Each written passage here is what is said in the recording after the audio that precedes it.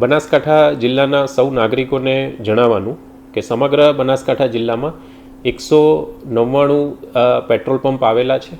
હાલમાં તમામ petrol pump ઉપર 31 લાખ લીટર કરતાં વધારે પેટ્રોલ અને ડીઝલનો સ્ટોક છે. સમગ્ર પરિસ્થિતિ ઉપર જિલ્લા વહીવટીતંત્ર દ્વારા મોનિટરિંગ રાખવામાં આવી રહ્યું છે. તમામ જે ઓઇલ માર્કેટિંગ કંપનીઝ છે તેની સાથે મિટિંગ પણ કરવામાં આવી છે.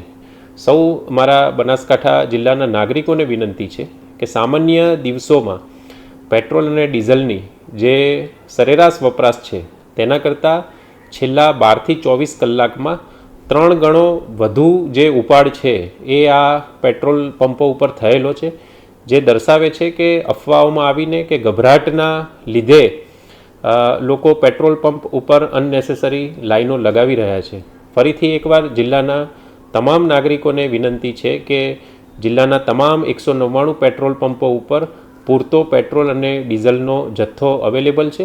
આથી પેનિકમાં આવી બિનજરૂરી લાઇનમાં ઊભા રહેવાની જરૂર નથી તેવી સૌને વિનંતી કરવામાં આવે છે.